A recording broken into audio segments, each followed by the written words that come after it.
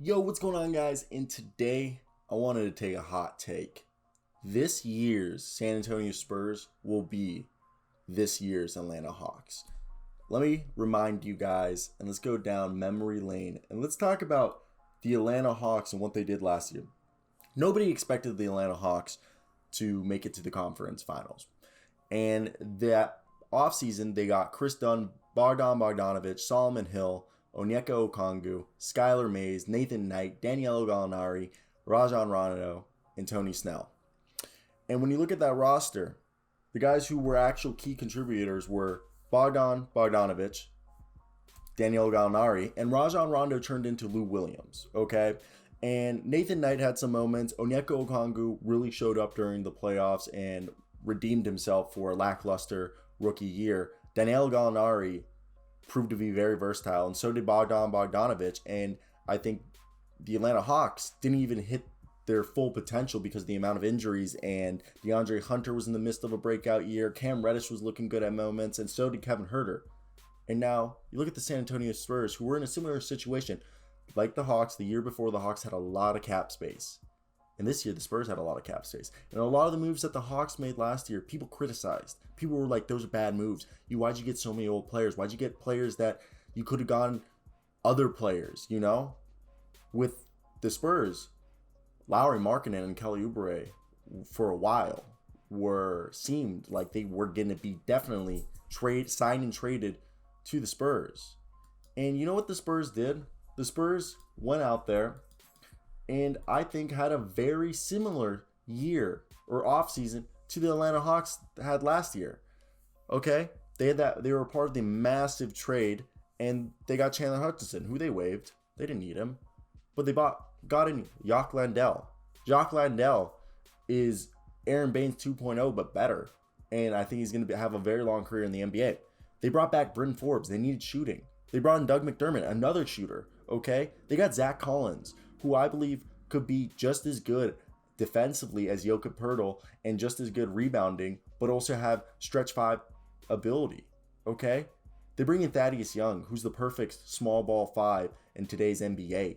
He can play the four position. He can pass really well for a four. Okay? He can hit the three-point shot. He's really decent, above average at everything. He's not elite at anything or bad at anything. He's just one of the most all-around players in the league.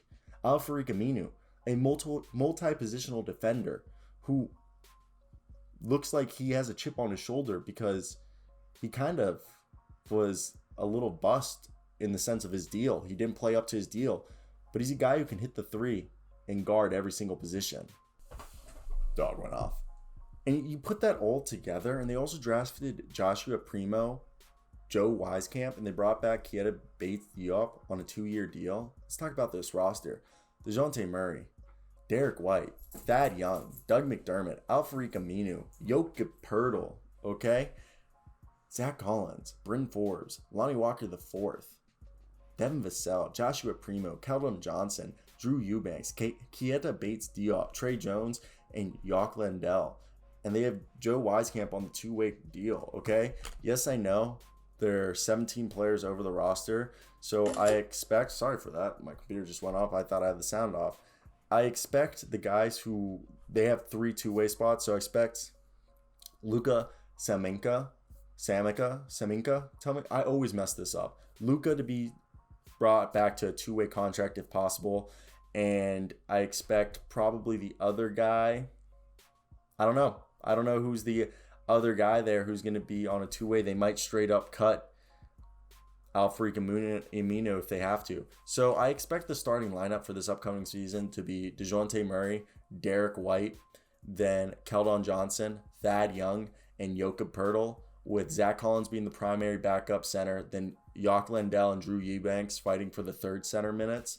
And then you go in at power forward, Thad Young backed up by Al-Farouq Aminu, then Drew Eubanks, and then Luka. Then you go over small forward where it's probably going to be Keldon Johnson, Doug McDermott coming in with shooting off the bench, and then Keita Bates-Diop. And then you go, also Devin Vassell will probably get some small forward minutes. And then shooting guard's probably going to be, Derek White starting. And then you put out there Lonnie Walker, Devin Vassell, and Bryn Forbes. Bryn Forbes gives you the shooting. Lonnie Walker gives you the scoring, who I think Lonnie Walker is going to have the DeAndre Hunter year. I think DeJounte Murray is going to be a 20-point scorer. He's going to be this team's, Trae Young, not like playing like Trae Young, but he'll be their leader right there. I think Jokic Pirtle or Thad Young. I think Thad Young will probably be the Clint Capella of this group, just the veteran who just shows the way. And I think Doug McDermott and Bryn Forbes will be the Kroger version of Bogdan Bogdanovic and Daniel Gallinari. And I think really Lonnie Walker, Devin Vassell, and Keldon Johnson will take bigger jumps and have bigger impacts than DeAndre Hunter, Cam Reddish, and Kevin Huerter had on their teams. And similar situations, I think they'll take the leaps that are needed.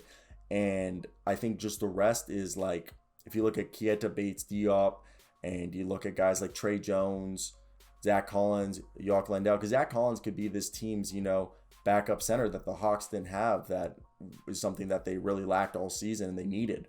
Okay, they were running Nathan Knight at a point. So I really think, Zach Collins being back there, Al-Farouq Aminu, Trey Jones, this team is deeper than the Hawks were. And they have Joe Wieskamp, who, if they still need shooting help, Joe Wieskamp looks like he's a more athletic, he's 80% of the shooter that Duncan Robinson is, and he's a more athletic and I think has a chance to be a better defender than Duncan Robinson. And I look at this team and I'm like, I really think this team could be a top 6 seed in the West. I'm confident.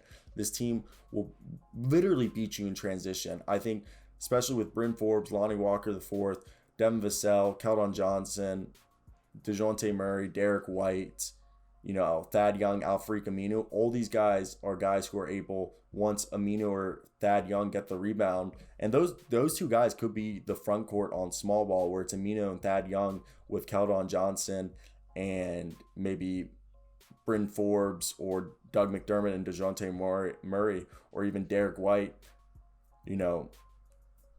Doug McDermott, Brenton Forbes, and then you throw out there Keldon Johnson and Thad Young. That could be an insane. There's so many lineups that they can go small. They can go big if needed. They can put out there Jokic Pirtle and Zach Collins, Keldon Johnson, then throw out Devin Vassell and DeJounte Murray, and they got so much length out there that you can't even compete. And even if you could argue it could be Thad Young or Al-Farouq Aminu with Jokic Pirtle or Zach Collins, whoever ends up being the better center by the end of the year, there's just so many options with this roster that I just don't know if it's fair or if anybody's going to be able to compete with them, okay? And maybe that's just me being biased because I think the Spurs are one of the better well-coached teams. And one of the reasons I believe they'll be able to do this is because of their ability to they're almost like a college team, okay? The team can adapt to what Greg Popovich needs them to do. And I think this is going to be a very good transition, lengthy team that can play all facets of basketball, and will probably be one of the faster-paced teams that you'll see of the Spurs in a long time. So I want to hear your guys' thoughts down below. What do you guys think? Do you think the Spurs can be this year's Atlanta Hawks, or am I just thinking too much into it and it's not going to happen? Because I think, honestly, out of everything, that this should happen, okay? This will happen, and I know I'll be patronized for believing it, but hey, miracles do happen. So let me hear your thoughts down below. Will it happen? Like, comment, subscribe.